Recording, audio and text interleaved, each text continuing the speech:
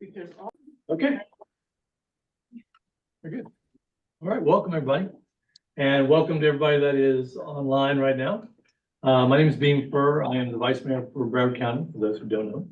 And today is going to be an extraordinary day. We're going to have a chance to hear from some experts in the field. So looking forward to that. Tax. Everybody pay the taxes? I got an extension. The necessary paperwork has been completed. Yes, exactly. I think all the extensions out there happen. I wanted to I'm gonna start just real quick. I'm glad to see that the South Florida Regional Planning Council decided to do this. As a result of a lot of the different counties wanting to work on this situation. I know back in 2014, when I first got elected, Kristen Jacobs was part of it was a Coastal Reef Task Force. And I remember going in there because I had taken her place on the commission. And it was just a huge room. You were probably in there. And of EPA, FWC, divers, fishermen, biologists, pescatologists, county, city, everybody. And it was just like 1,000 agendas at one place. And everybody came, but there was finally, after meeting after meeting after meeting, a list of recommendations. And one of the recommendations was that a conservation area be created. And so a lot of the elected officials looked at that list and said, let's focus. We can't do it all at once. And we picked that as the one thing to work on. And then we realized the political organization that helped tie us all together was the South Florida Regional Planning Council, and going northward, the Treasure Coast. And realizing that with 7 counties, Lisa. a lot of political leverage. Hey guys, I think my meeting got inadvertently deleted. Oh, that's somebody else. Oh, okay. Dumb direction. So anyway, the joining of these two councils gave an opening to working on this in Tallahassee. And Joanna, you were kind of helping lead us on a lot on this and guiding us. And I think it took us 2 tries. First time we didn't quite make it, but Kristen Jacobs had helped get it passed along with Lauren Book. And it was an interesting ride on this. I think it passed unanimously. And I think since then, we've been kind of watching the FWC and the EPA put together management plans, or working on management plans. And the EPA what's that? Oh, DEP, sorry. It's okay. DEP did finally just pass it through Tallahassee. So congratulations on that. Part of this task force was Mayor Lavina LaCava, and I think she's on here right now. Yeah. Danielle, I see Danielle up there. And Danielle, I don't know if you want to pop in here and say a few words on where we're going and what's happening here, because I know Self-introductions, perhaps, so when everybody knows who's in the room. we could do that. Why don't we do that right after Sure. Mayor talks? For sure. Because I know Danielle and I had a conversation a couple weeks ago, and she's the one who really wanted to put this meeting together. So I thank you, Daniela, for the prompt, and the floor is yours. Well, great. Good to see you all remotely. And thank you so very much for pulling the meeting together. Yes, we had an opportunity to talk about this as a regional effort, and understanding that we share a coral reef line, and that South Florida Regional Planning Council has already been a key player in discussions about the health of the reef. I thought it would be very valuable for us to try to be on the same playing field when it comes to understanding the resources and opportunities for reef protection and restoration. Very specifically, I became more engaged in this, not only because of my work on South Florida Regional Planning Council, and of course, I had the great honor to serve as chair before I was no longer eligible because I became mayor. But it was certainly a great opportunity to learn about working collaboratively across counties. But then also we had our deep dredge at Port Miami and damage to corals, which led to a deeper discussion about what role that Miami-Dade County would play or could play in directly addressing the coral challenges. So with that in mind, and knowing that Port Everglades was also looking at a dredge, I started gathering my information about the resources available to assist us, and of course discovered that there are many organizations working on this, and we want to work collaboratively to make investments that will benefit the entire reef tract. So that's my shorthand reason for asking for this meeting. Since then, I've continued to learn more about the resources, and just last week we had a very important conversation with the Army Corps of Engineers, and they are very interested as well as being part of the solution, and in fact have a budget hearing this week, and I believe that we have representatives, I hope we do, from the Army Corps who could speak about some of the work that they've been doing, also convening different players and stakeholders. So that really is my purpose, so that when we talk to Secretary Hamilton, which we'll be doing next month, we can go prepared with an understanding of the range of resources and hopefully a desire to work on the solutions collaboratively across our counties and with all of the jurisdictions and relevant governmental agencies, as well as private sector involvement. Great, thanks. And I think if I'm not mistaken, weren't you chair when this passed, when we passed the conservation area? Yes, yes, yes, and we were very involved, and you and I particularly being in these issues, and you know, of course, I care greatly about the health of the reef, as do we all, but I also feel a great deal of responsibility now as mayor for the port and for the reef line in Miami-Dade County, for the health of well, so many reasons that we care about the reefs, our economy, our health, our ecosystem, our shoreline defense, etc. Thank you. And Mayor Rasheen, I think you are on here as well, correct? I am. Good, Mayor. I You want am. to say a Thank few you words? so much. It's a casual work from day home. So my hair's in a ponytail and I have a tank top on. So I'm going to save your eyes and not be on camera.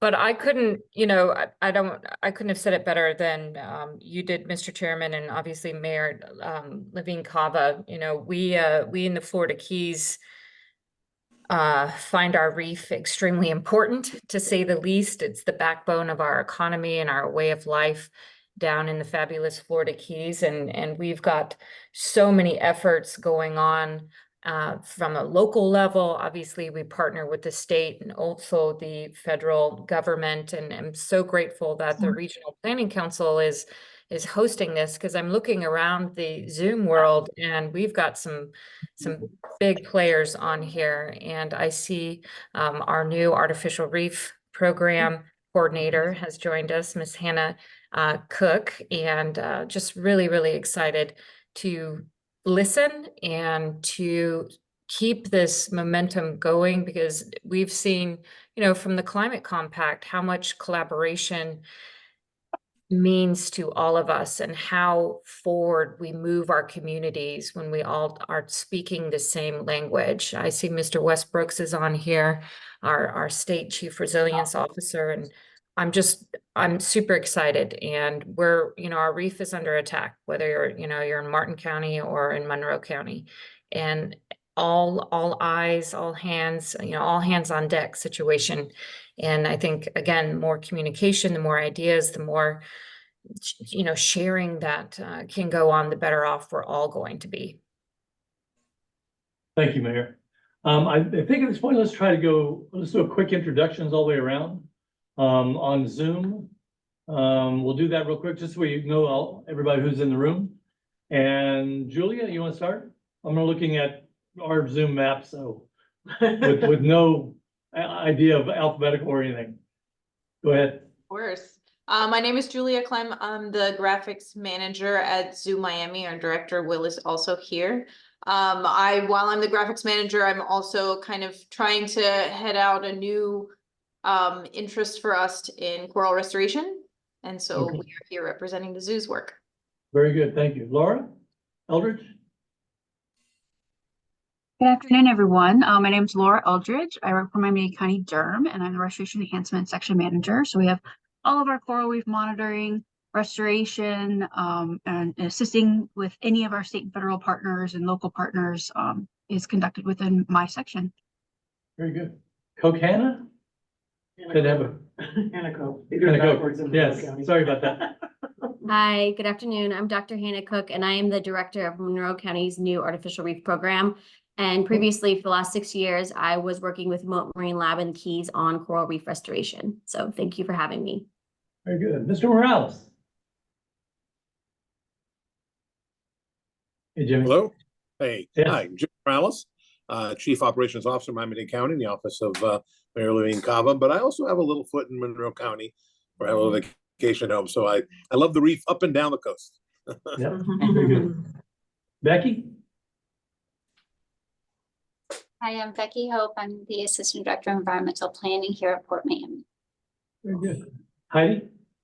Good afternoon, everybody. My name is Heidi Webb, and I'm the director of Port Miami. Will? Great.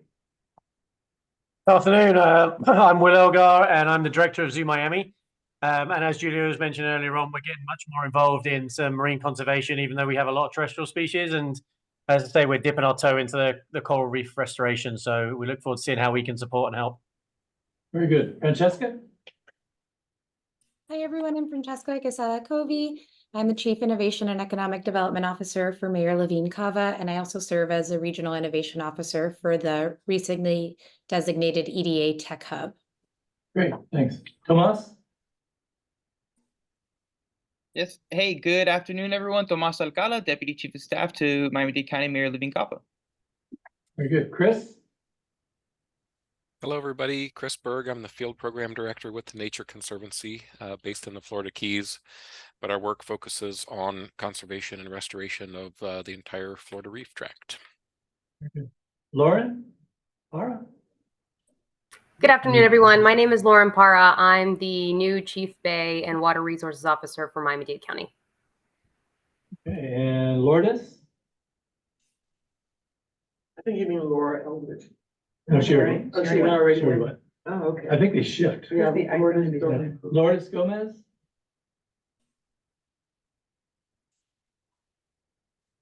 I know. We can go to Lisa. Where? Who did I miss? No. Lisa, yes. Hi, good afternoon. Lisa Spadafina. I am the Division of Environmental Resource Management Director. Laura works in my group.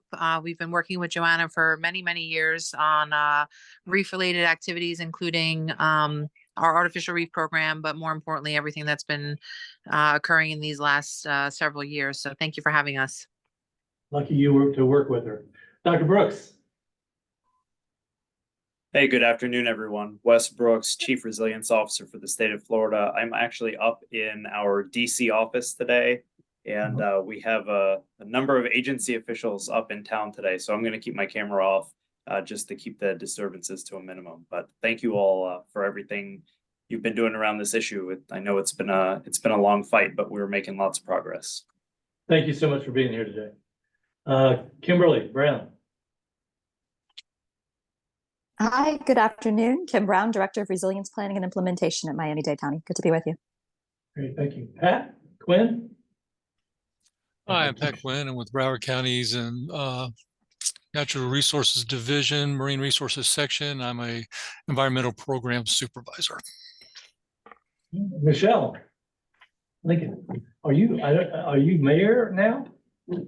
Good afternoon. No, good afternoon. This is Michelle Lincoln, and I am suffering from a summer cold, so you all don't have to see my face today. But I'm currently county commissioner in Monroe County, and the co-chair of the South Florida Regional Planning Council and have been up to Washington, D.C. a few times with BEAM and just appreciate all the work we are attempting to do up and down the state of Florida to preserve our beautiful reef. And I'm just happy to be here with this wonderful think tank today. Glad you're here, Michelle. Hope you feel better. Wendy Wood.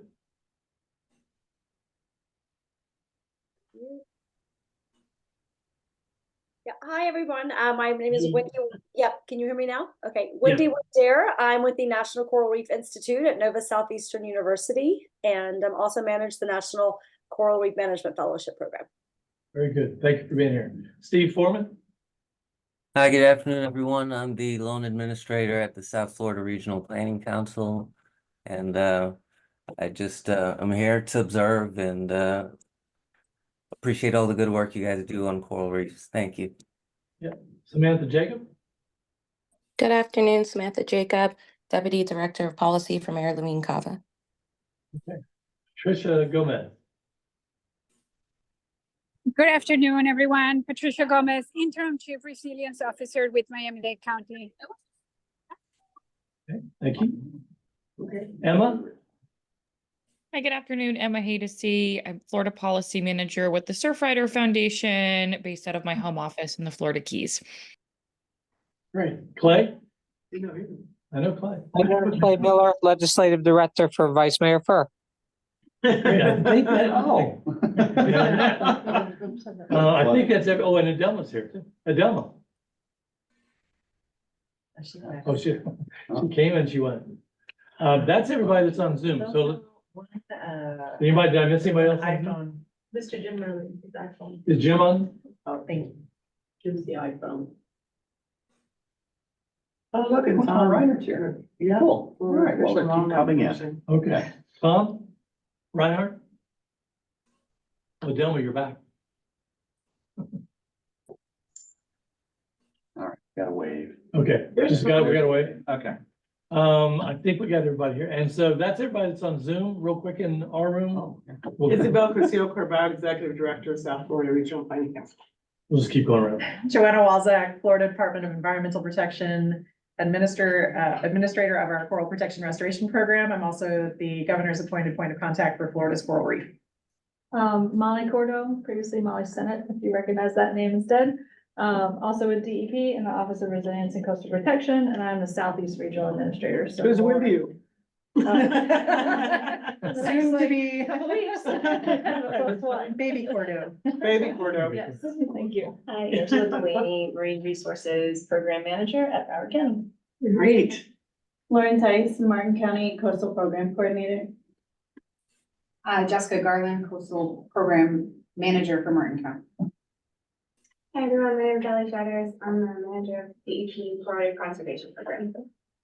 Hi, Kathleen Zaya, also with DEP. I am the program manager for the Coral Protection Restoration Program. Isla Zeroni, Regional Planner here at the RPC. Alex Santana, Administrative Assistant, SFRPC. Kathy Birch, Director of Administration, SFRPC. Randy DeShazo, Deputy Director, SFRPC.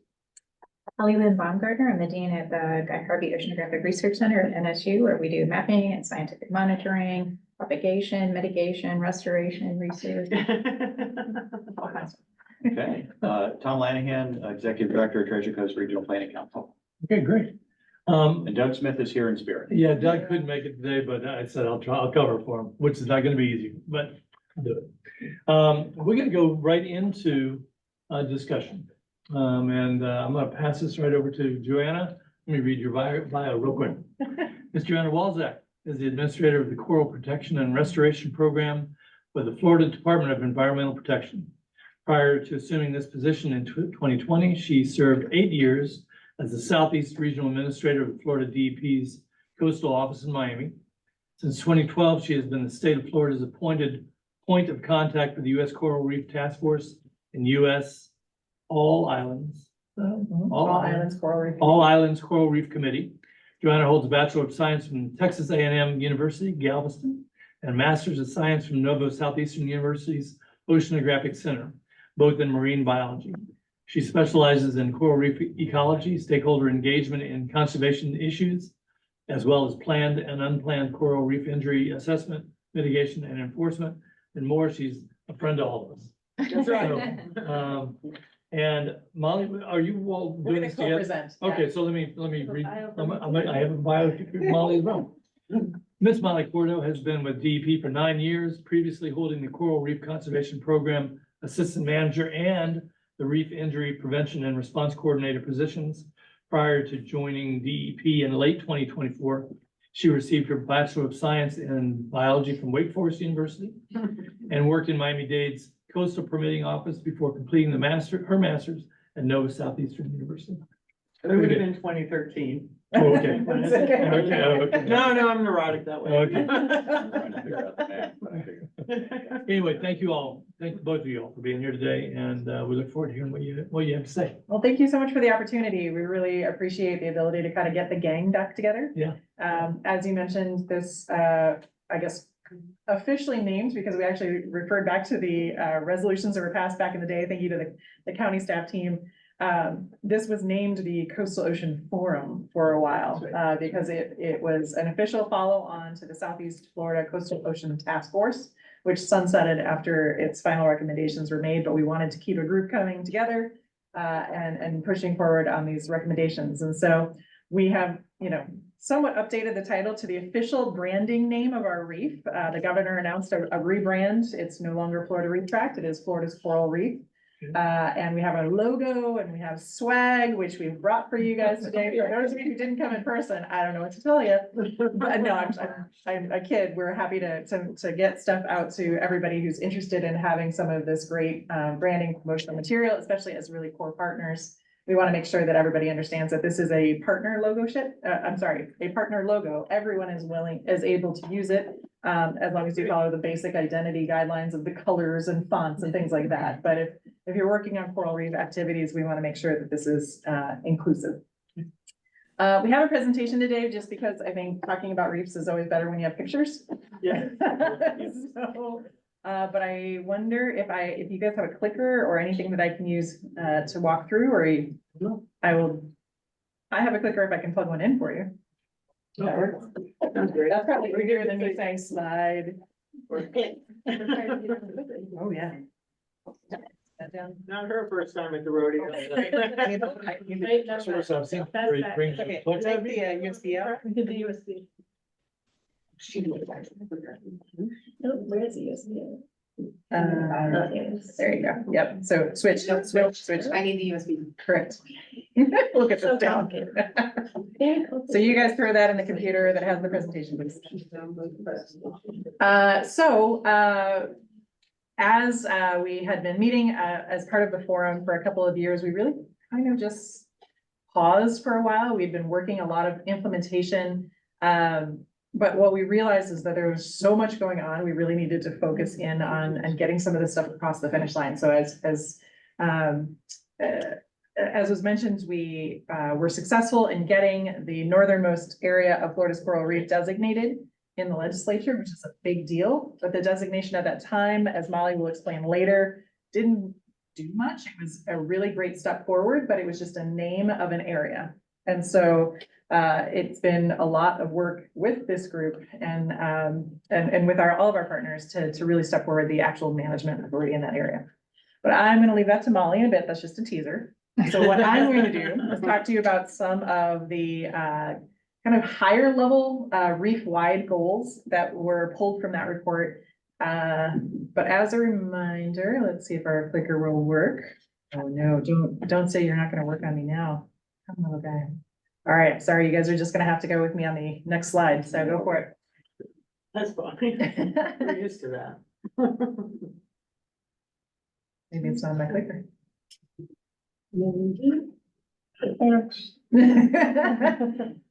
For those of you who aren't familiar, it sounded like on the call, there are quite a few folks that may not have the full understanding of the reef system here. So just as a reminder, Florida's coral reef runs from the Dry Tortugas all the way up to Martin County, the St. Lucie Inlet. It's over 350 miles of reef habitat across many different types of reefs, but we just call the one big reef Florida's coral reef.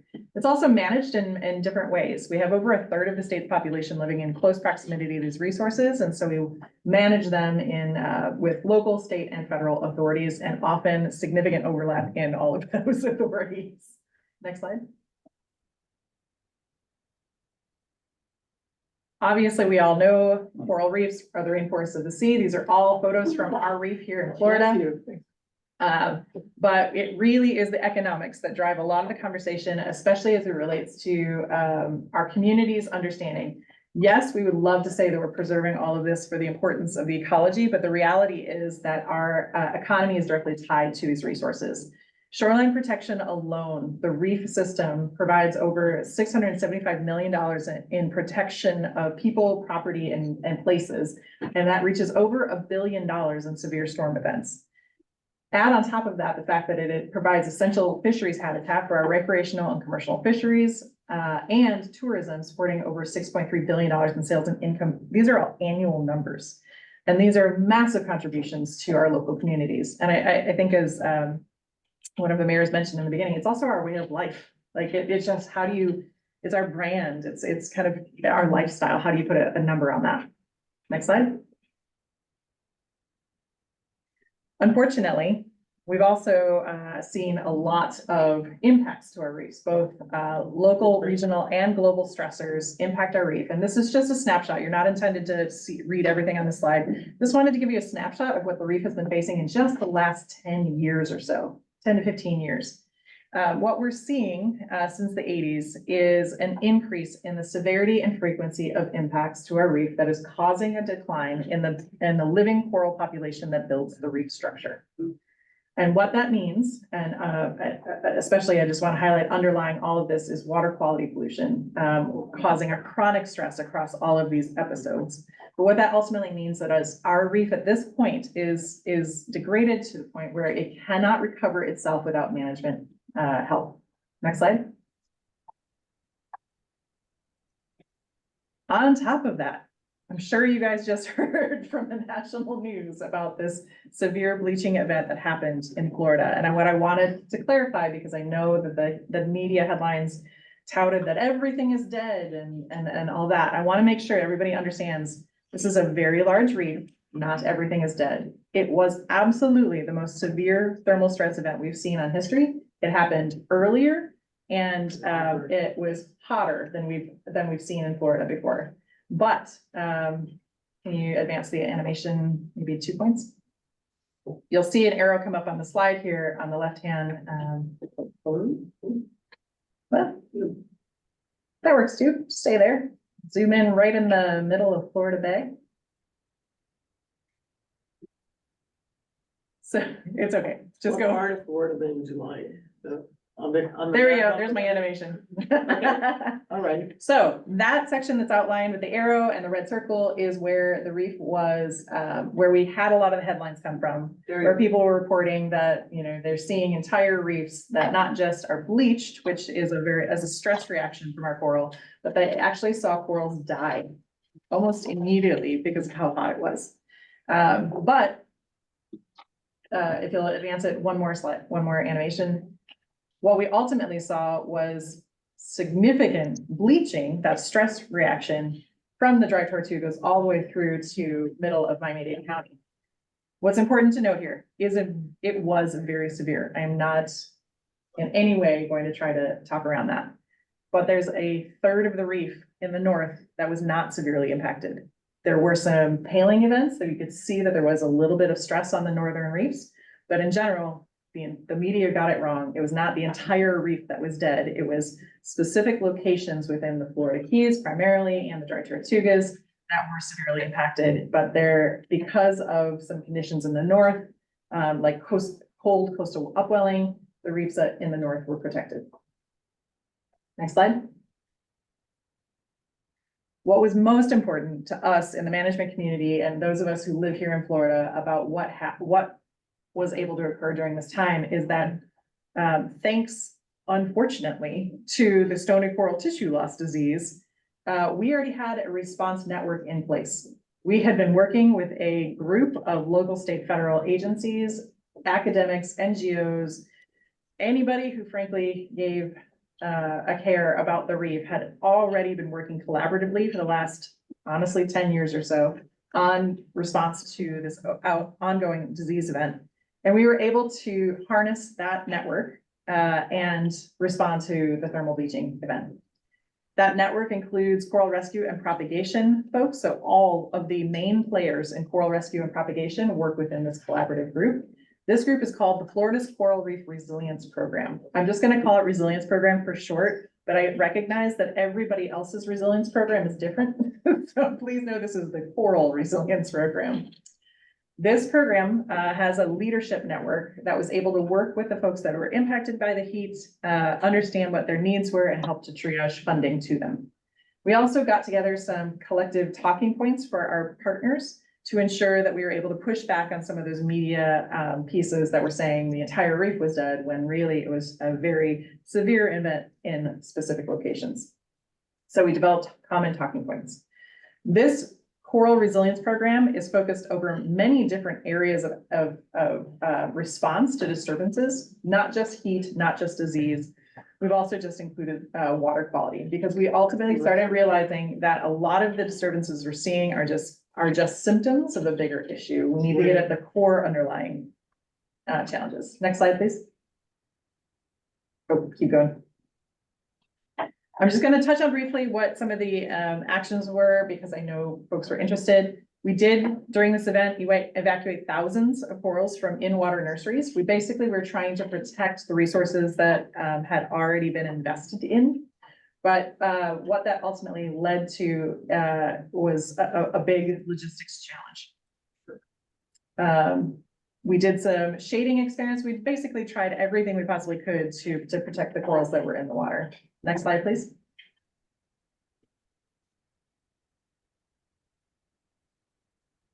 And what we ultimately decided is there are a couple lessons learned.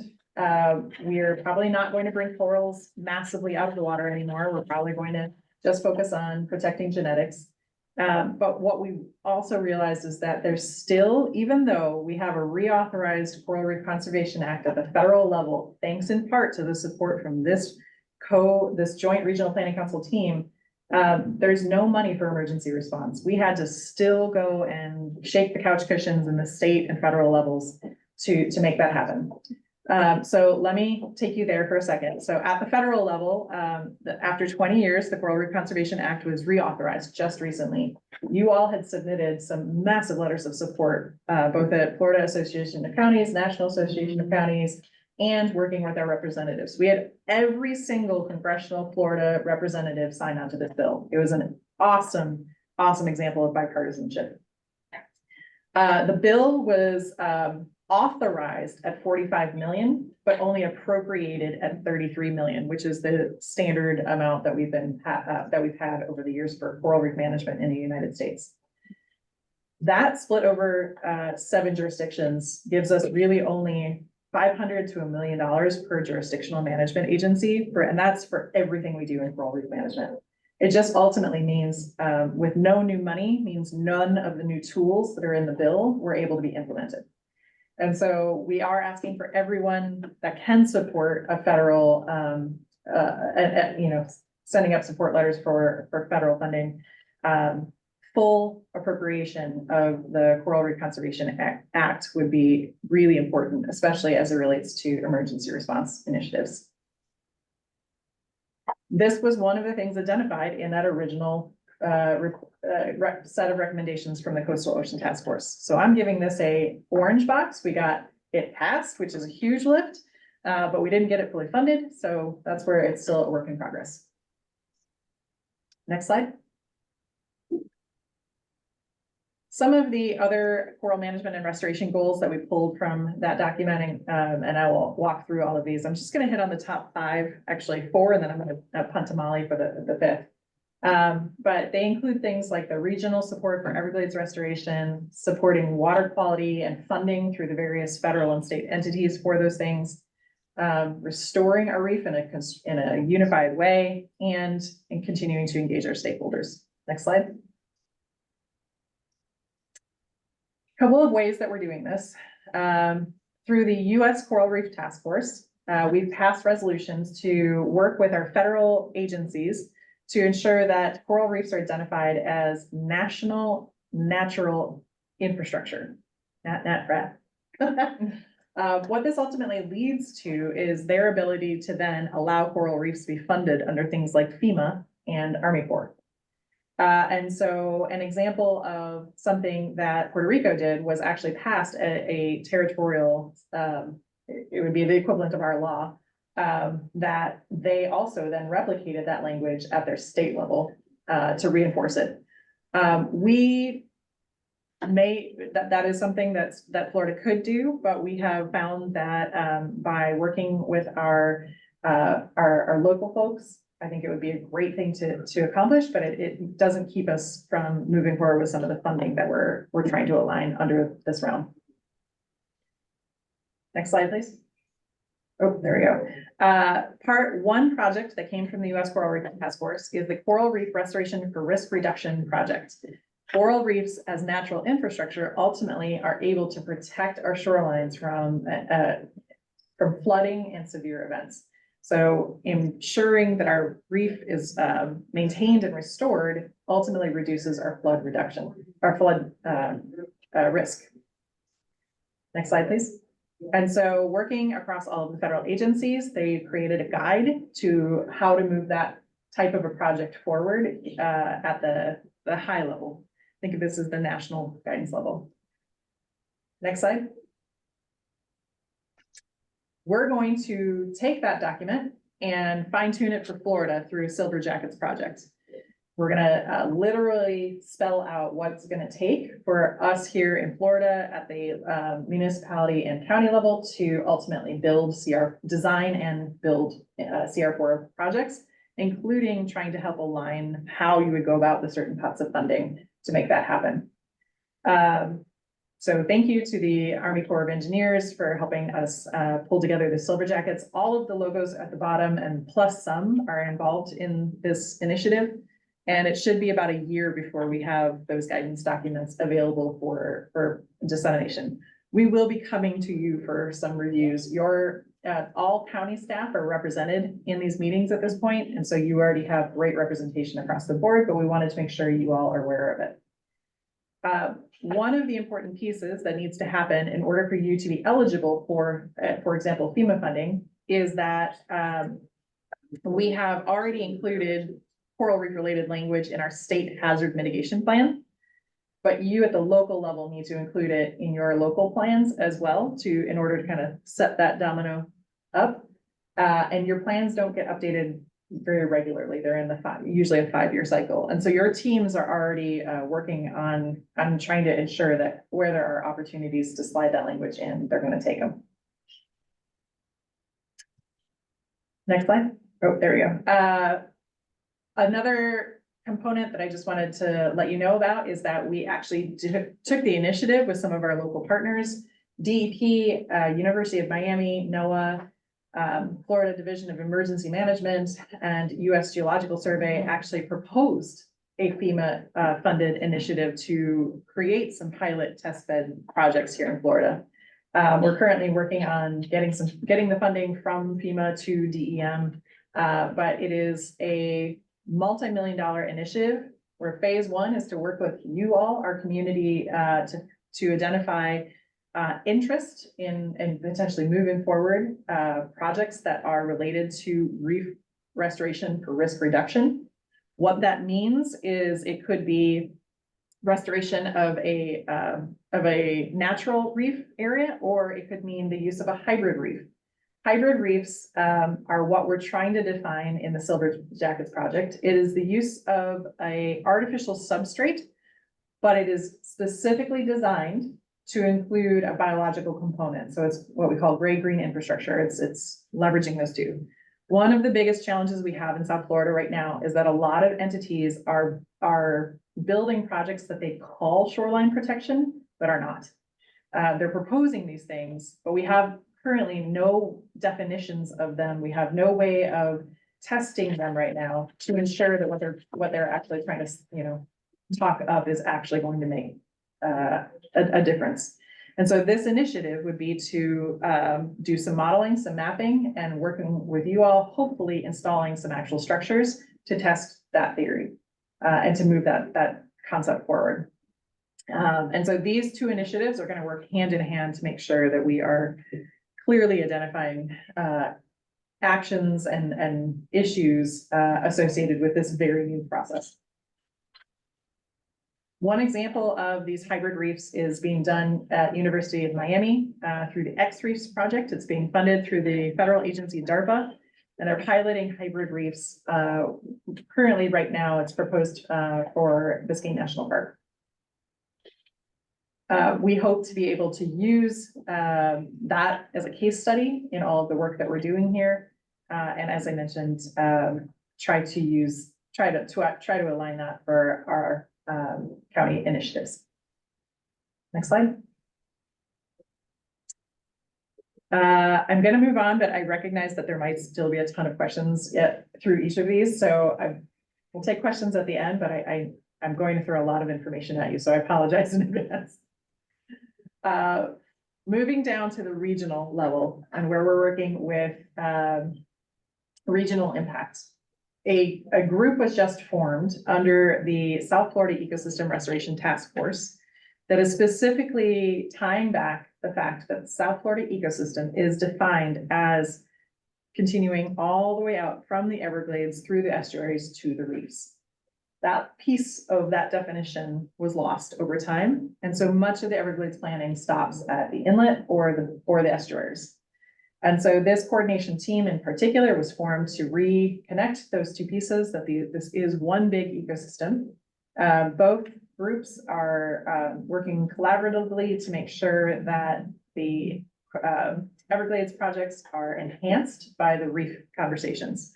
And so part of what we're bringing to the table is that our goal is to unify all of our offshore monitoring, both water quality and benthic monitoring, so that we can have this data talk to each other in a regional way and we can better make informed decisions with that information.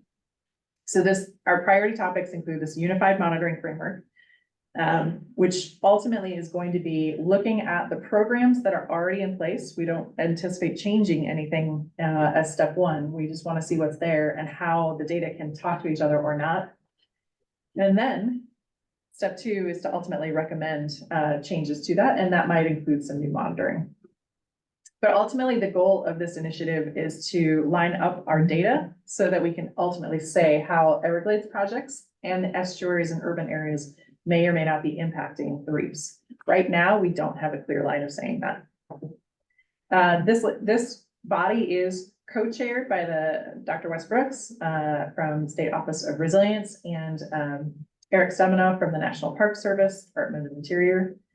It has 10 voting members and 10 non-voting members. This is predominantly agency representatives that have management authority over the reef, but your county representatives are there as non-voting reps. Third, that I just wanted to mention is increased funding for water quality. So obviously I just talked about a really big initiative to align all of our water quality and benthic monitoring. And somebody is going to need to help some funding there eventually. Right now, right now we have all of our bases covered for our primary monitoring programs. But we recognize that as we step into this new future, we want to make sure that we're funding the best technology that we can to get the information we need to make the best decisions. And so Senator Rubio had introduced the South Florida Ecosystem Enhancement Act.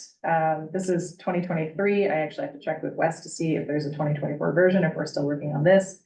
But it ultimately significantly increases the funding to EPA for initiatives, and would kind of tie it all back to these Everglades conversations to ensure that all of this information is getting translated not just up through the reef lens, but also through the broader ecosystem restoration lens. Next slide. All right, the big one, reef restoration. We all knew this was coming, right? This is the big enchilada. Go ahead and walk through this. The state of Florida, recognizing that our reef is in need of large-scale ecosystem restoration, created a document a few years ago to guide our priorities in what research was needed and what actions were needed to walk us forward for the next couple of years. This document has two main recommendations. The first one is, I think you can go to the next slide. Restoration planning. We need to look at this huge area of reef and understand how best to restore it effectively and efficiently. We're breaking this into tiers, for lack of a better term, because it's a huge area and we want to make sure that we're looking at not just the ecology of the system, but also the uses of the system and why we as humans care about it. So what we call tier 1 is going to be a reef-wide initiative where we're looking at how corals reproduce. What they do is they send up their larvae in the water column, and that combines and disperses onto the reef in somewhere in the future. We now have data to help us understand where that's happening and where those babies more likely than not land. And so based on that, if we restore a certain location, that will, in theory, provide more reproductive parents for more babies. And so our efforts, thanks to the Nature Conservancy and NOAA, are to identify what we call these giant neighborhoods. So a couple football fields areas of where these locations are most likely sited. And then we're going to fine tune and choose locations in the future of where to actually restore. Next to tier 2, you can click tier 2 is going to take it down to the management area. So the Coral Reef Conservation Program manages the Christian Jacobs Coral Reef Ecosystem Conservation Area. I know soon to be aquatic preserve when the governor signs. This is an example of a managed area across our reef, and we want to take this tier 1 level information where we know the ecology is connected, and then layer on where we think it's important for the uses of this area. That could be shoreline protection, that could be fisheries habitat, that could be tourism. And so your management staff from the counties have been working with the DEP and FWC staff to ultimately identify what the priorities are and try to use the data that we have in order to further refine those locations. Next one. Once we have those layered, and we expect that that'll probably be in the fall sometime, we're still fine tuning even when we're going to be able to get it down to that point. We expect that we're going to have very site-specific locations that we're going to need to do a very detailed mapping and plan for. We call this the tier 3 detailed plans. That's the what to plant, where to plant it, and really get into the nitty-gritty of it. We anticipate having at least 2 of these locations, these 2 sites, and detailed plans per county. That is our goal. There will be plenty of more data if other sites are wanting to be identified. We're just, as the state, going to help provide the support for detailed plans in the county at 2 locations. The second really big initiative that is in this state priority document is build a network of land-based nurseries to grow baby corals. The scale that we're talking about of how many baby corals we need to repopulate the reef is enormous. And right now we don't have enough people or infrastructure to actually do it. What you see up on the screen, again, you are not supposed to read that. It is just more of a showing of how complex each little step is in figuring out from A to Z, how do you take parent colonies, parents, breed them, and how do you produce 1 million babies, or 2 million babies, or 6 million babies? Hold on, let me get. So just to say, we've been putting a lot of thought through each little step of this as we go. Next slide. And thanks to the governor's initiative that was just announced, Florida's Coral Reef Restoration and Recovery Initiative, the goal of this initiative is to develop that infrastructure and technology, the skilled workforce, and the logistics necessary by 2050 to restore and recover no less than 25% of the reef. It doesn't necessarily mean we're going to actually do the restoration by 2050. It just means we're going to put all of the pieces in place to allow for that to happen. As part of that, the first initial support that you all helped push through with your support of state funding for all of the coral initiatives is a $9.5 million grant for our first phase of priorities. Great. That's huge in the coral world. That ultimately allows us to establish, expand, and maintain our in-state propagation and grow-out facilities. This year one was really aimed at the folks that have already been doing this work. We just wanted to take it and amplify what they've been doing because they are ready to run and go. But we also recognize that part of that is developing a curriculum to train new folks. There literally aren't enough people to do this yet. And so part of year one funding will also go to creating a curriculum to build consistency for a trained workforce. And then continuing to reinforce all of the other great work across our reef. The governor just announced these awards within a couple of weeks ago. We're happy to send the list. NOAA Southeastern, we're sitting here as one of our big awardees. So we're really excited to ensure, but we tried to make sure that this is, I think there were 7 institutions that are being awarded with ultimately 9 total awards. But this really will be a big step forward for us here in Florida.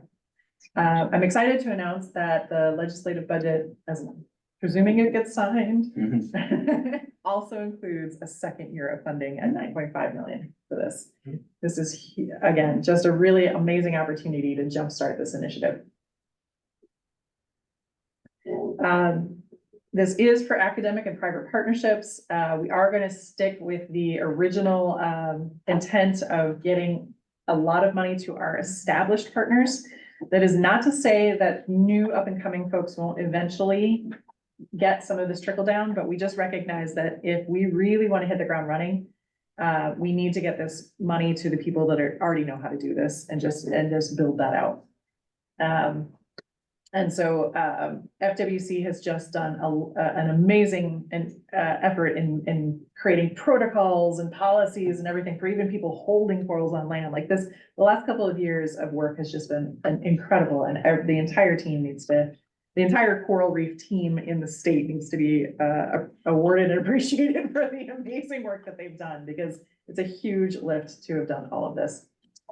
We actually just do have an update. Our portal will be open May 1st through June 30th for the new funding. And so I'm sorry, the TBD is still on there, but it's late breaking news. And we will be reviewing proposals in early July for our second round of funding. Next slide. We also want to recognize that third bullet in the phase one is continuing to support the amazing work that's going on out there.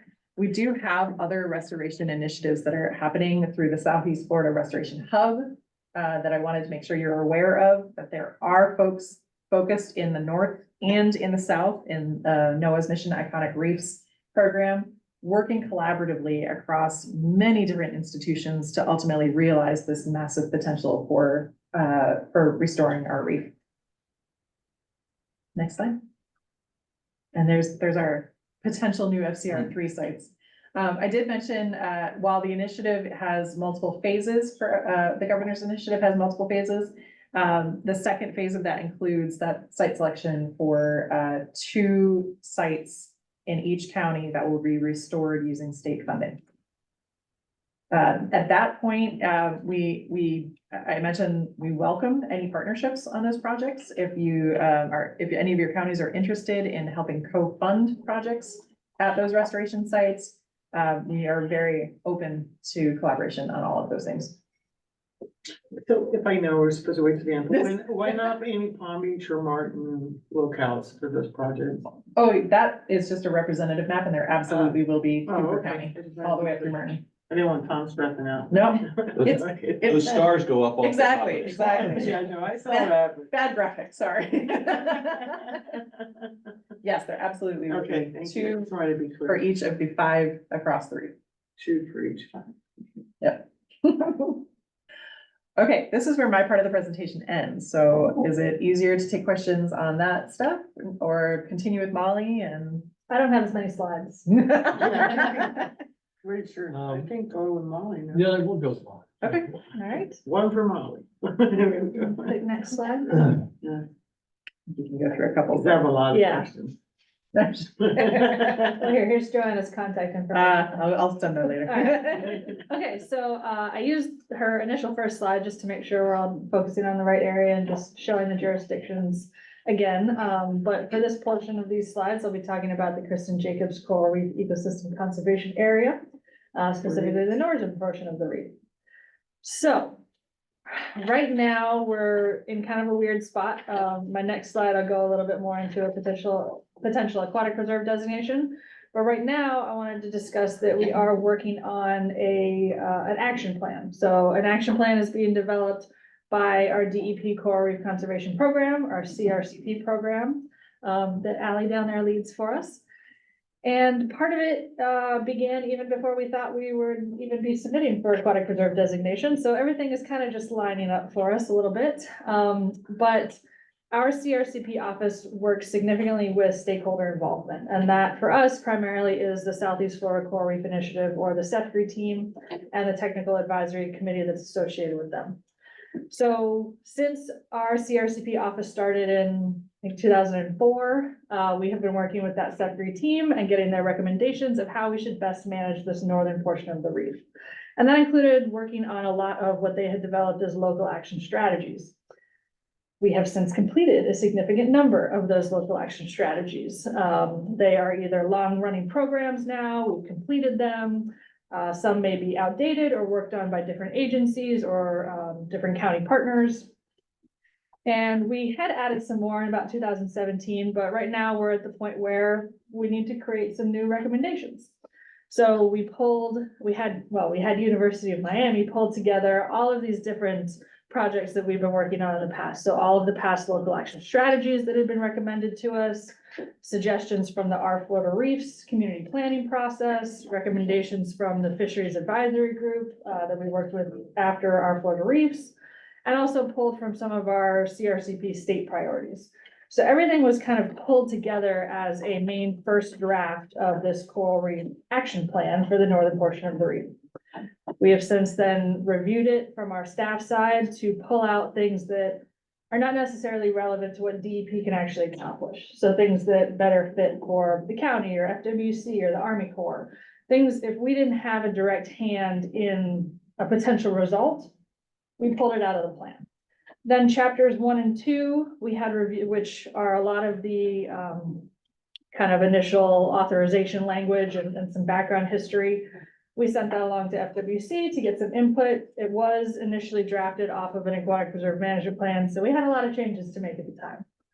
We've gone through more staff review, and then we had our chapter 5, which is the main kind of meat of that plan, which has all of our goals, objectives, and strategies listed out in it, reviewed by, as just a gut check review, by FWC and a lot of the county staff as well, to get a preliminary, is there anything in here that maybe you don't like, or you don't want us to include before we take it to our larger group of stakeholders.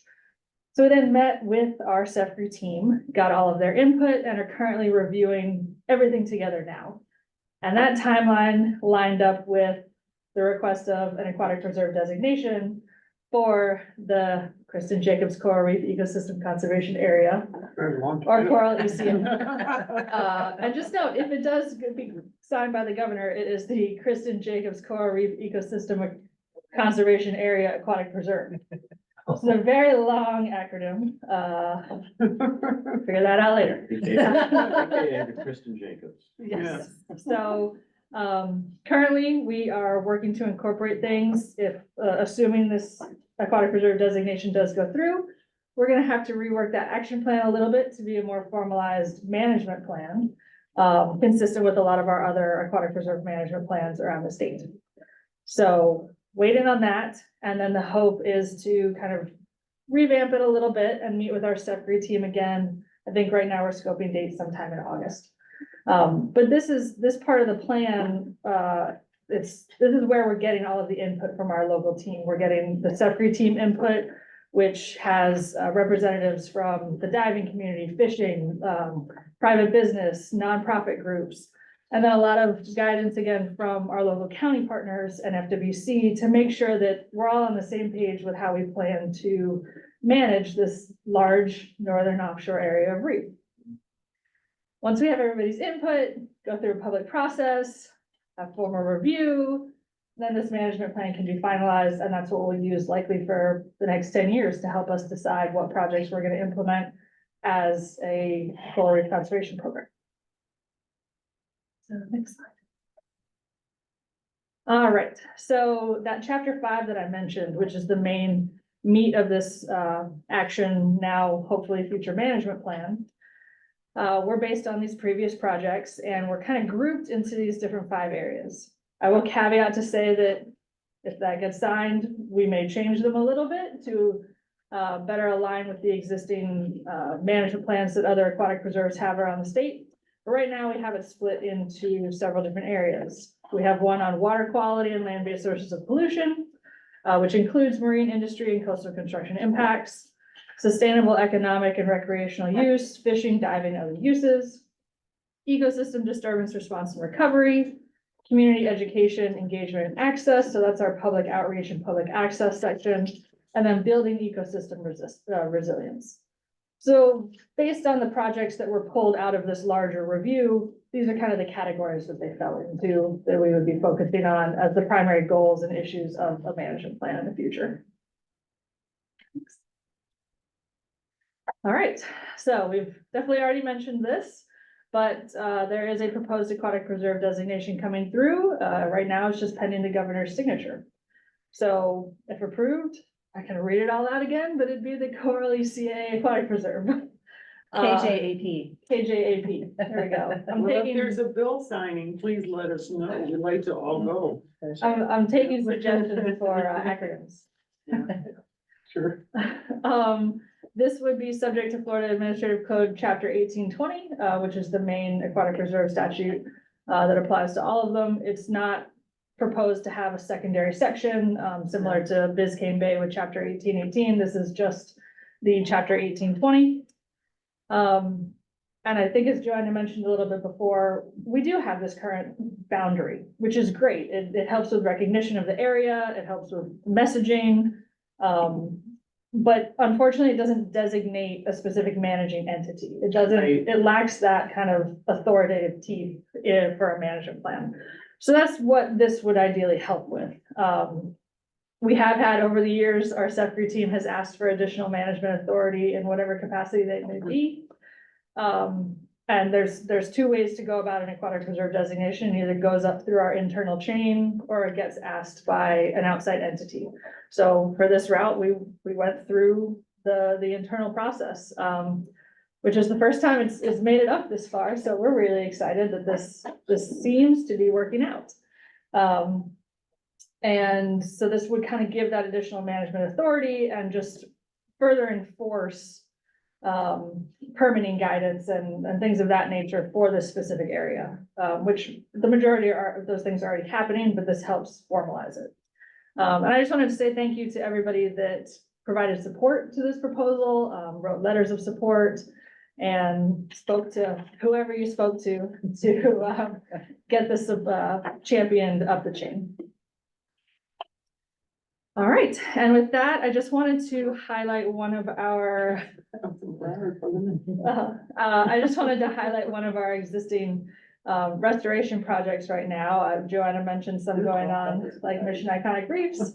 But our biggest one right now that the Coral Reef Conservation Program Office is assisting with, and the larger Office of Resilience and Coastal Protection and Department of Waste Management is working on the Osborne Tire Reef, or Osborne Reef Tire Project, however you want to think about it. So this project is led by DEP's Waste Management with assistance from our coral offices, just to make sure that all of the environmental considerations are being upheld.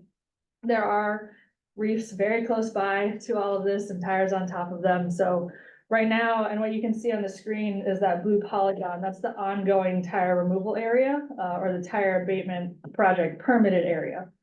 So that is the area that's been permitted for several years now for tire removal. Since 2015, the DEP hired contractors have removed approximately 469,000 tires from that area alone. And the tires spread a good amount further than that. That just happened to be the area that had the highest tire densities, and also in sand. So it's a lot easier to get permitted and remove tires from those areas. The next slide. All right, so I will also say, I guess, in addition to that last slide, we have had to hire additional contractors to remove corals from the tires in advance of the tire removal itself. So that area is in sand. The majority of the corals are growing on the nearby hard bottom, but there are, since they've been there since the 70s, there are corals growing on some of those tires. And in the permitting process, we need to account for those before all the tires can be removed. And that comes up when there are different methods suggested for tire removal. Unfortunately, that is a big part that we have to deal with. So we're currently contracting to remove corals in advance of tire removal as well. And those corals so far have been going to nearby reef sites, they've been going to coral nursery and research facilities, or they've been going to actually 2 sites in Broward County that we previously restored back in 2015. The Clipper Lasco and Spar Orion grounding sites.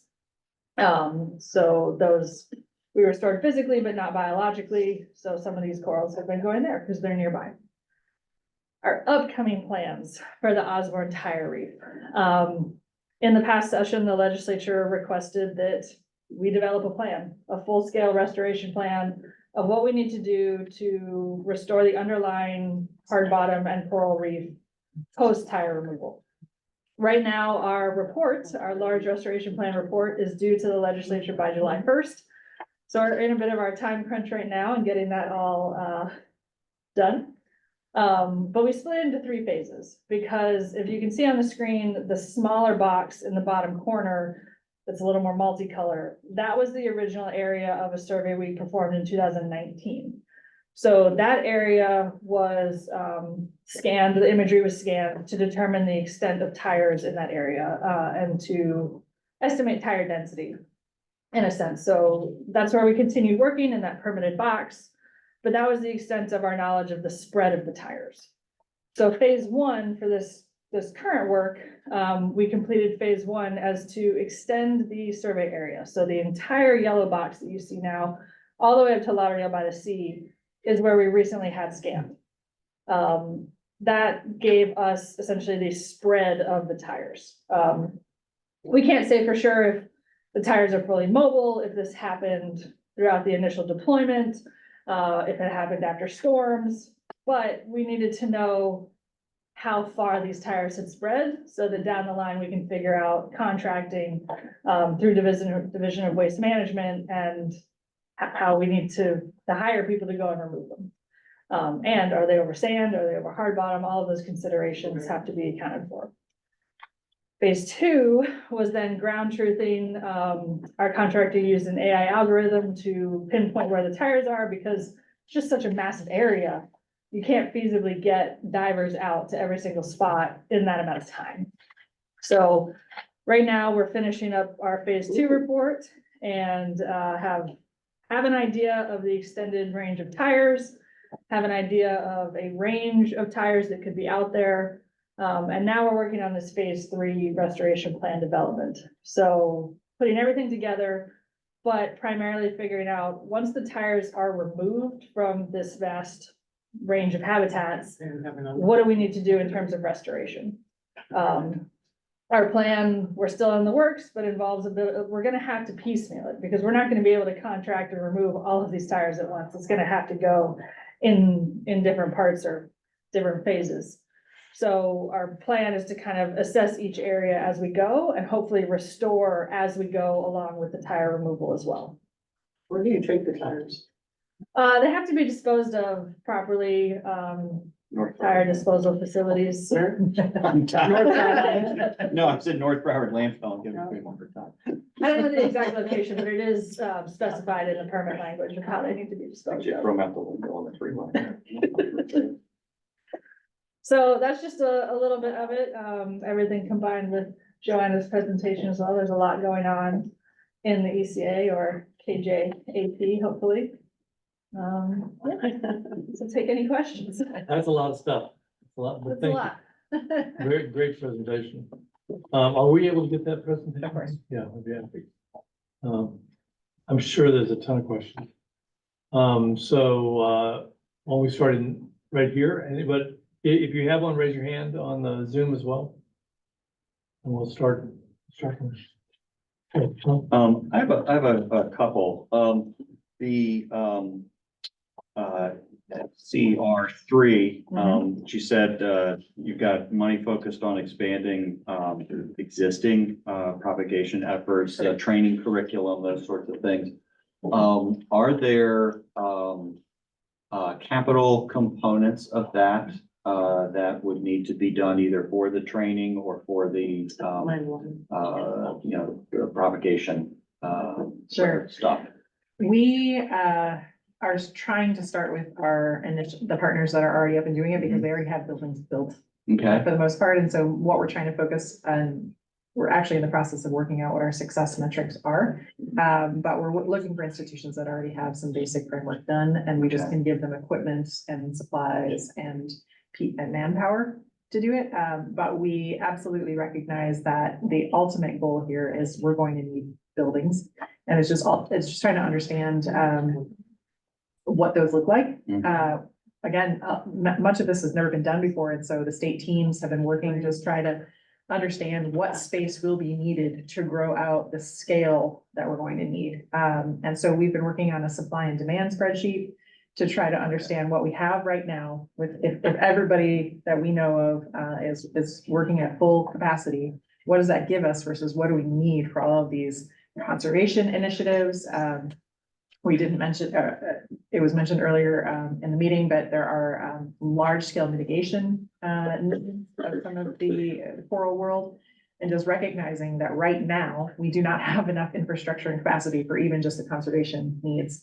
And that we're going to need to scale up in many different ways. And so partnering with folks that already have a lot of that established is definitely in the future. We're just not quite there yet. Okay, because I know that Isabel and I have tried a couple of times over the years to entice our friends at the EDA. Yes. That this is exactly the kind of thing that I think they should be excited about.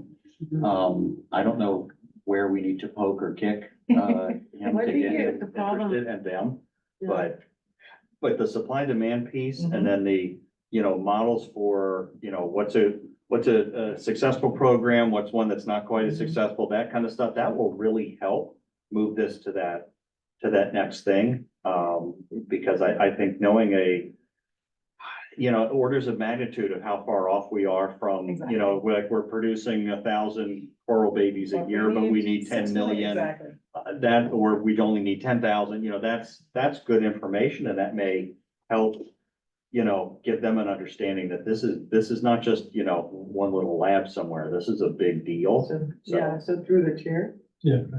So I think we just need to have that conversation another day because that's gonna be a deeper conversation, but I think the challenge we've always had is really tying it to employment, job creation, training, and then the economic benefit, because that's what EDA has to get evaluated. Absolutely. So they keep, the thing is, it's not that they're not sympathetic, but they see it more as an environmental, but not the economic development part.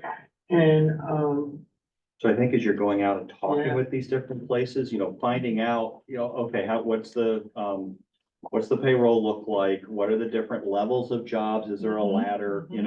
What are the vendor relationships out in the, out in the rest of the economy? We spend this amount for this and that will really help us. Yeah, I think kind of that would be a with good those efforts. We've got two pieces of information. Yeah. On that. So one of the challenges of the whole conversation is that you can't sell coral. You can only sell, Florida's corals are protected. The state owns them. They are a sovereign resource. You can only sell the service of raising them and rearing them. Okay. So it's a nuance, but it is one of the. You don't want coral trafficking. Basically, yeah. But we actually just stepped forward a lot of the conversations that started with our work on the EDA proposals. So thank you to the entire team who was working on that. We actually, with Nova Southeastern University and the Florida Aquarium, just partnered on a large scale NOAA funding opportunity, and fingers and toes, everything crossed. It was related to climate ready workforce. Large award. I think we proposed $5 to $7 million to create a training curriculum here and use Florida as a training hub. That's great. But it would be training restoration practitioners in coral reef restoration across all of the U.S. jurisdictions for the national program, so all 7 jurisdictions. Fantastic. And we had to think through a lot of those, what tiers of positions, because not everybody needs to be a manager. Some people just need to know how to keep coral alive. Right. Much less, do the research to work on efficiencies. And so I do think we've had a massive step forward because of that proposal. Good, fantastic. And then if I could, my other question is, so this tire thing, do you know a ballpark of how many tires you're potentially dealing with?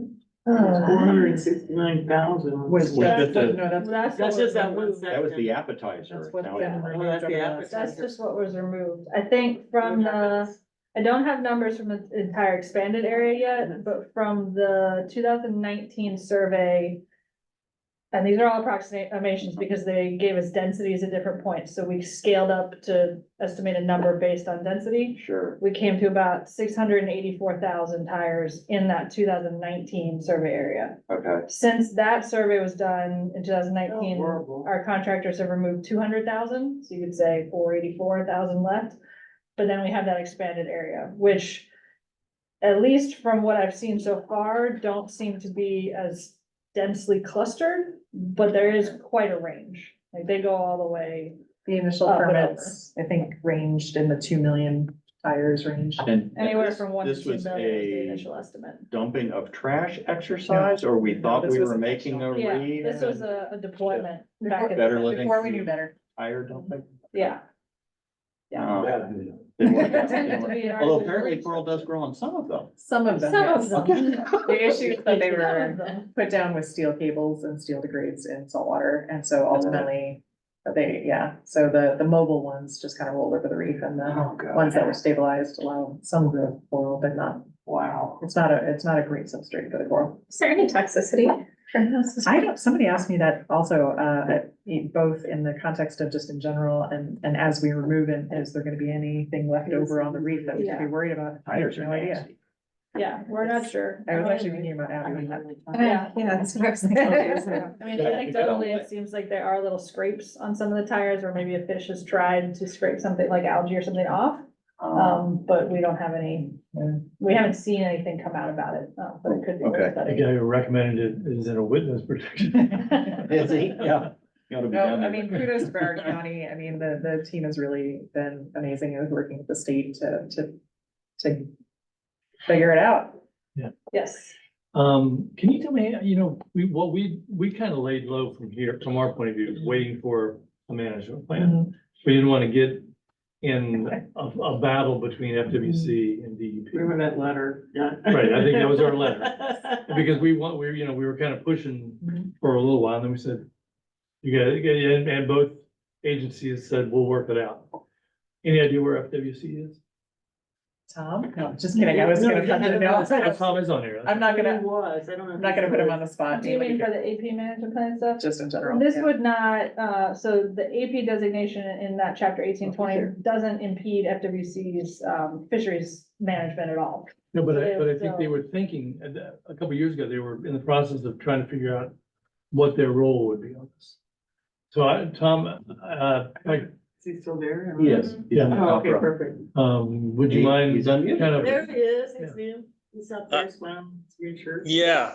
So we have a member of our team that's on SFPRPC, Jessica Clausen.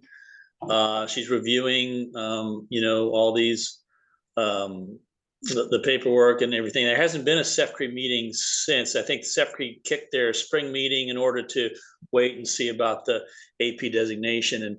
And Mollie's right, AP designation doesn't really impact or direct fisheries management. That's still within the constitutional authority of the FWC. So we'll continue to exert that authority and do so in the best manner for promoting sustainable recreational and commercial fishing. So that's where we are with that. Okay. And we do have in the at least draft version of the management plan, there are some projects like updating a use study or things that could potentially benefit both agencies that obviously we want FWC's input on to make sure that it would be helpful for them as well if we're gonna end up running with one of those projects. Right. So there are things that hopefully would benefit both agencies and we'd like their review on everything. And one part, when you're talking about the water quality, where do we go with? Where do we even go? Yeah. Yeah, I mean, whatever, because it looks like you're gonna be doing a lot of more holistic monitoring. Yes. Because I know Broward County does a ton of monitoring. I think we have 100 different sites or something like that. I don't know what other counties have. But obviously, we're gonna be able to pinpoint a few things. Then what? That's the good question, right? So one of the inherent challenges is we don't know exactly what number of those things is bad for our coral. We know that the standards of the state and that exist in the Florida Keys don't extend to offshore in the north. And that's one of the things that we're looking to research enough information to support something that would be more protective for the northern. With the aquatic reserve designation, you do get the outstanding Florida water automatic designation. And so in the permitting processes, that means there will be some more protections related to water quality there that can be enforced. But in general, we recognize that there is an inherent challenge of just on the tidal cycle, the input of potential pollution from the land-based area. How do you enforce that? Well, and I guess I'm looking what Monroe County did. They did advanced water treatment. Exactly. So, and looking at in the future for both Miami-Dade, Broward, all the way up, none of our counties have done that. It's available, it's expensive, but it's doable. And the question is, do you ever see this, either the aquatic reserve or some of the mandates getting us to the point where it's not a question of, counties just need to do it. Because it's. Yeah. I mean, how do you get there? It's a fair question. I mean, I would actually look to a good example right now is Miami-Dade County, who have had significant fish kills and issues within Biscayne Bay. Right. And they're stepping into what we as the department consider to be kind of the carrot side of water quality issues. So instead of the department coming after an enforcement action, they're proactively working on what's called was it wrapped? The Insurance. Reasonable assurance plans. Reasonable They all- assurance plan. Thank you. Which is ultimately partners coming together to proactively identify projects that will reduce understandably known sources of pollution. So that there's a reasonable assurance that the benefit will be seen as a whole. And I think that's a really good example of something that we could, that the individual entities in either at the county level or even regionally could be looking at as an opportunity to collectively work on these water quality challenges that cross boundaries. But in terms of actually holding somebody's feet to the fire on it, it's tough. The department always wants to be in a place where we're supporting people instead of coming in the enforcement realm. We'd rather work with you on. Okay. And I say that because the EPA just put out, and I'm sure you saw it, a thing about PFAS, which is going to require every wastewater treatment plant up and down in the state, in the nation, to be revamping what their wastewater treatment plants. So take an opportunity. So it's an opportunity. So how do you all get all of us to, to say, hey, by the way, while you're dealing with this, make sure you're dealing with, Sure. all of it. Because it'd be stupid just to say, all right, we got rid of PFAS. Right. But all this All other these stuff, other things are. all the pharmaceuticals and all that other stuff still going Right. through there. So. I think that's a really great opportunity for especially this joint regional planning council group, because you guys are so effective and so much louder together, to have that collaboration. And part of our coral discussions as they relate to water quality are going to be to identify the things that we think are most important to be looking for. And so we can provide those recommendations to whoever is working on those initiatives and making sure that that information is getting to them. So it's not just focused on one particular issue. But you're right, this is a huge opportunity. Yep. The shutdown of the outfalls has been a work in progress Right. for, a decade now. But we've taken the easy way out. That's the bad part. Humans. I mean, that's me. I'm saying that, but we've done deep well Sure. injection instead of doing advanced water treatment. Yeah. And I don't know where that water goes. I don't think anybody knows where that water. Right where it comes out right where the tires are. I know. I hope not. Just very quickly, so we recently had a joint, council meeting, March 15th, up in the Treasure Coast. And one of the conversations that came up, and it's come up in the past, remember when we had Frank Berardino come in and talk about water funding for water infrastructure.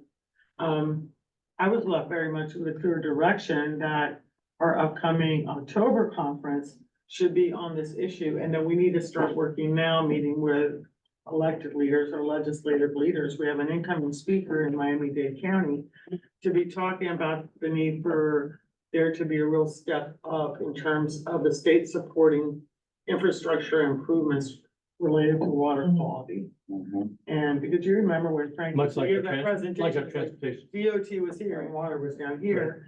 So how do we start really sort of, just explaining the need and tying in the corals, tying in the pharmaceutical issues, all those types of things. So Again, I'll point to Miami-Dade County. My Yeah. program administers a $20 million grant that has been coming in multiple years now, specifically for initiatives like septic to sewer conversions and everything in Biscayne Bay. Right. So building on the success of that, absolutely for these locations that are directly related to Florida's coral reef. I would argue that. no, it's a big issue for Really everyone. high. Getting Frank out of retirement. This might be a good time to pull it together. Go ahead. No, sure. Some of our recent research is seeing that there is a direct. We're not quite sure how to frame it yet, so please caveat everything I'm about to say a Okay. million times, but there is some sort of a connection between large water management discharges after rain events. About 7 days later, they're seeing a significant increase in coral disease. Of course. Offshore of Broward and Miami-Dade. I know, shocker, right? But we've never had the data to actually show that. And they do believe that there's a correlation with the proximity to septic tanks, which could be related to septic tanks or broken infrastructure. Like it's just more of a, wastewater proxy, but it definitely is the first time that we've actually had a really great, and again, that's Nova Southeastern, it's an amazing modeling to really show us that direct connection between how That's powerful. these things are actively impacting the offshore reefs. It's very hard. Water quality, putting together like how water quality impacts a coral is very difficult because it's often a secondary or third impact. So most often we just see a lot of algae bloom. And that's already covering our reef. So that stuff's already happened. But then how do you say this amount of bad stuff equals detrimental to the coral? It's been very challenging. And so there's actually an initiative underway right now because of the need to focus on this collaboratively and collectively. There are going to be some technical workshops this summer to specifically drill in on this issue and provide those recommendations. So by the end of the year, we should have some very targeted recommendations. Are those public? They're all of our meetings are public, but they are invited participation only. Because I have seen this year more than any year, maybe even last year. I guess with some of the efforts to do clean water, right to clean water, Yep. all those efforts, which have some great ideas. And there are some concerns with them for government. But there's a big push and a lot of interested citizens in this. So there, if there was ever a time to try to pull some of this together, I think it is now. Let's see, is anybody else? Mayor LaCava, do you have any other? We have Army Corps of Engineer over Oh, this good. now. Palm Beach County. Who is the representative? I saw them monitoring. There's 10 non-elected reps. Who is, do you know who Broward's rep is? Okay, find out later. Mayor LaCava, did you want to? Thank you. Yes. Well, that's certainly very important information that was just shared, and the whole presentation has been most illuminating to understand how far along really DEP is on thinking through solutions and creating opportunities to invest. So I think that's all very heartening. Lauren Para, who introduced herself as we went around, who's our new Chief Bay and Water Resources Officer, I think very much having in mind the concerns about stormwater runoff, septic to sewer. Of course, these things we know have an impact on the bay and on the reef. So exactly right. And of course, we're being very aggressive. I don't believe we have anyone from our water and sewer department on this call, but we are working aggressively on the septic to sewer conversion and with state support as well. So very important. There is a meeting of the Biscayne Bay Commission chaired by Noah Valenstein on Wednesday. And I only just glanced at the agenda. So, you know, look, we live in Florida. Water is our main commodity. And we all know how important it is, both inland and in the open water, the waterways and so on. So I just feel that this kind of integration of this conversation is what's so critically important, because it is all really one ecosystem. I don't know if, I don't know if any of the folks from Miami-Dade County we have many experts on this call. We have our bay and corals and stormwater. They're all represented here today. So I don't know if anyone from the team would like to weigh in at this time. I think Lauren has her hand up. Lauren, go ahead. Thank you all, and thank you, Mayor. And I will qualify the mayor's statement with I am not an expert on corals. I think that is our team member, Laura, but I do at least have a question. The DEP plan, I mean, this overarching coral reef plan, is that available to the public? Has that been openly touted? I mean, I say that only because it is really a remarkable commitment from the state, and wondering if there's anything that we can do to help tout it as well. It's really, really incredible. And you're right that a second tranche of $9.5 million is quite the feat. Thank you. So the Florida's Coral Reef Restoration and Recovery Initiative, FCR3, one of our first objectives is to create a strategy that pulls in all of the pieces that I presented so that there's one unified approach for that particular pot of money. So that is not available yet because we haven't even drafted it yet. But we do hope that it will be available, hopefully, fingers and toes crossed, by the end of the year. But the other work that I mentioned, the reef-wide strategy, is actually getting wrapped up and should be available by the end of our state fiscal year. So the identification of really large areas that are ecologically connected, that'll be available soon. Good. Oh, that's great. Thank you. We'll be waiting with breath that is bated and excited to plug in and support you all on these statewide regional efforts. Thank you. Thank you so much. And kudos to your team as well. Laura has been a big champion of not just the bay, but of the reef issues as well. Any other questions? What else do you need? Yes, actually, can we get the slides? Yes, of course. Absolutely. Happy to. And go ahead. Yeah, if my chairman Doug Smith were here, he would be sharing this with you also. So I'll go ahead and do it.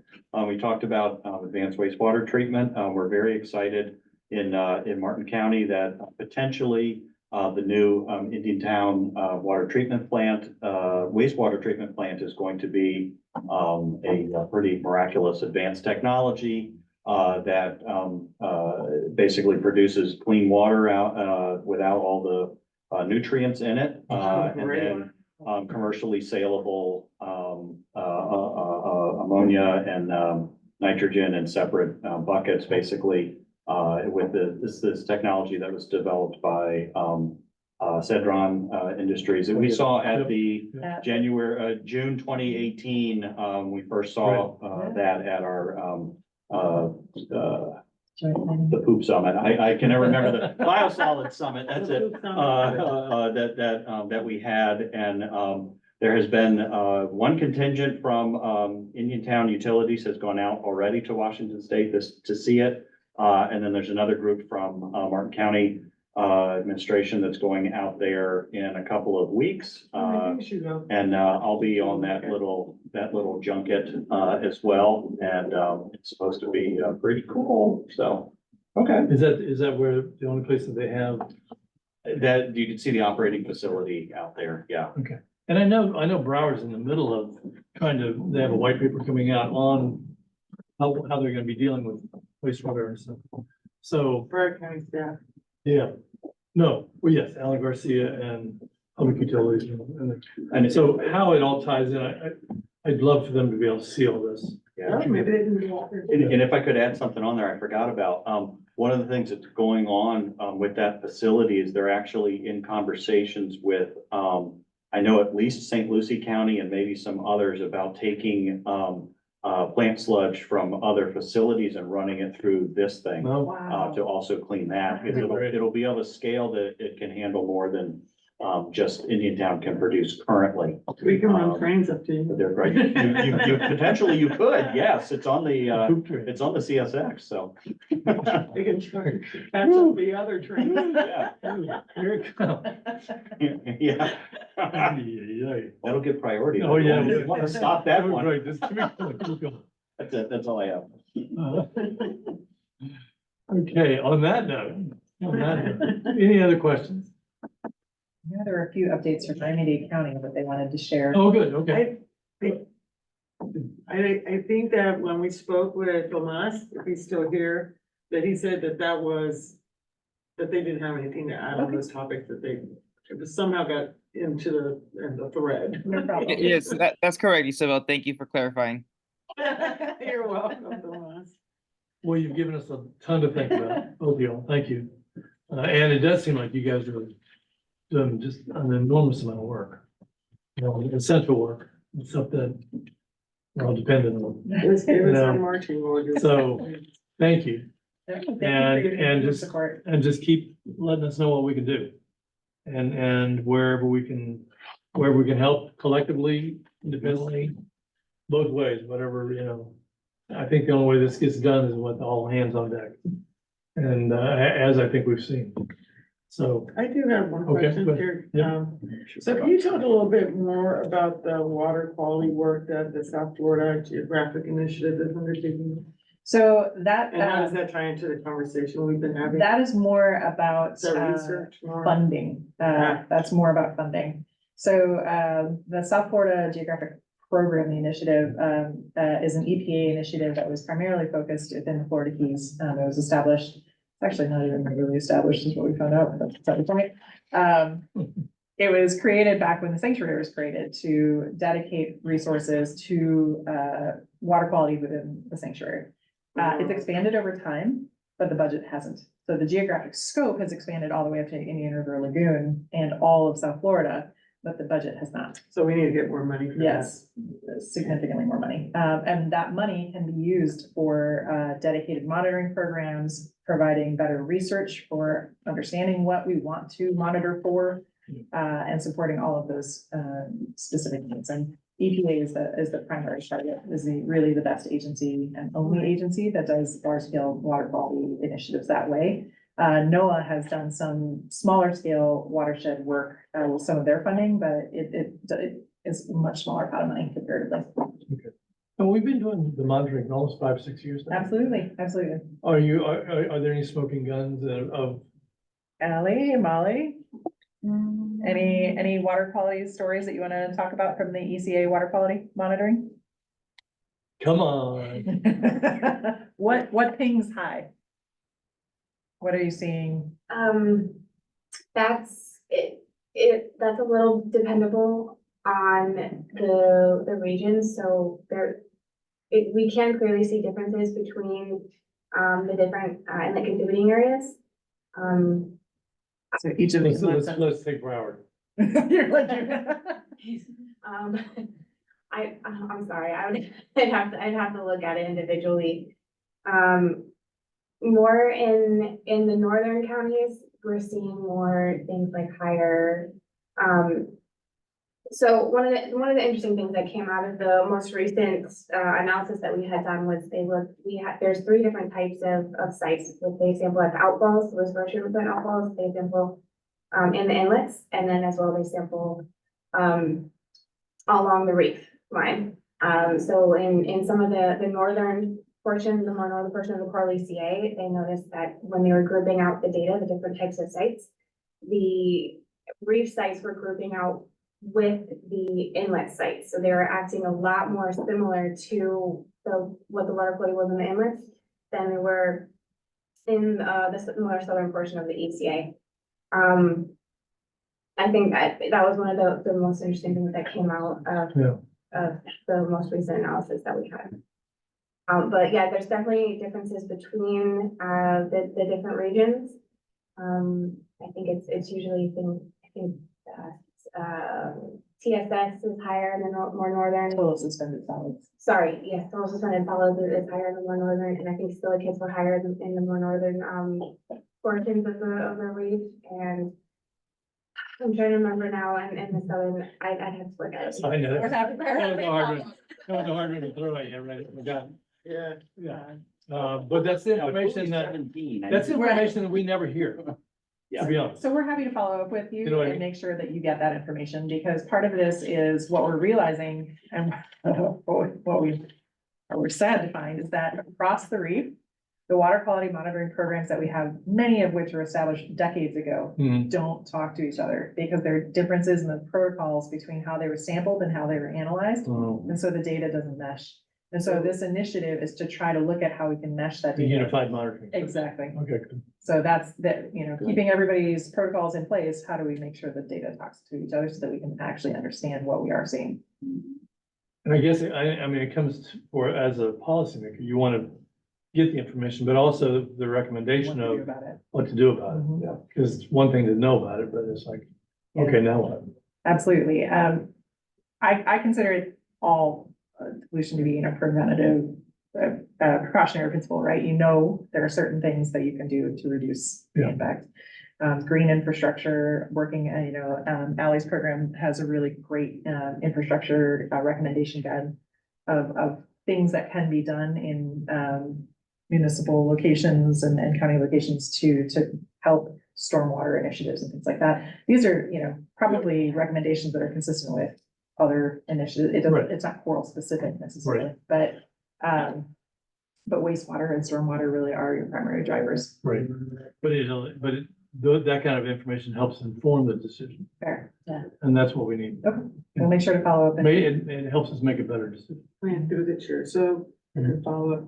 So I would just say that, something that would be helpful, Joanna, I think for all the partners, is that if you link us to the resources that you would want people to have access to, it's fairly easy for us to contact all the local officials and say, come to our website, look at the resources, or direct them to your website.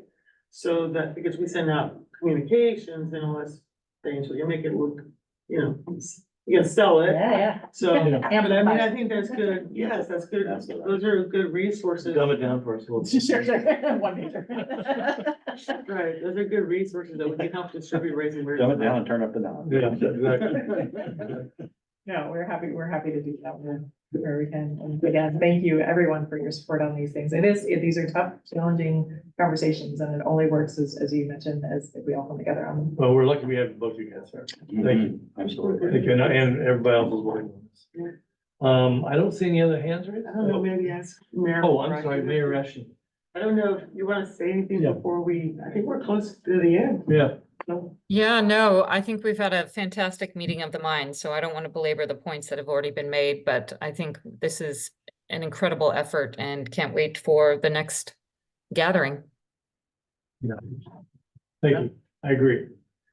Okay, with that, I think, Mr. Chair, before we Yeah, go, go ahead. and I would just suggest that, I concur that I think our direction was pretty clear, that water is our joint, So we have to start conference working on topic. it now. So, October 18th, go ahead and put a spot in your calendar We'll for start that. writing a permission letter You're now. at least gonna want you to tune in, but you may be asked to present something. Maybe you'll have some of this connective tissue between the water and the coral impacts and something that is shareable. Yeah, I mean, that's a good opportunity for all 7 counties to be there. Right. Um, We're gonna be talking you know, about the world of water. Everybody who's on Zoom will be getting an invitation. And maybe that's a time where we kind of, I guess that would be right before legislation. Mhm. So we could go in there with some ideas of what we would be Yeah. asking. So if we put that together like that, that'd be good. Oh, well, you know, this year, the session will start in March. Yeah. 2025. This is a good time. Yeah, so we'll need to See it sort off of get the our page talking or- points ahead of time so we can go meeting with, you know, with our legislative I know representatives. you'll be a little careful. Yeah. We don't. Make sure what we ask for isn't harmful. That would be the. Exactly. That we are happy to. Okay, there we technical go. review. We don't want to accidentally do something Okay. stupid.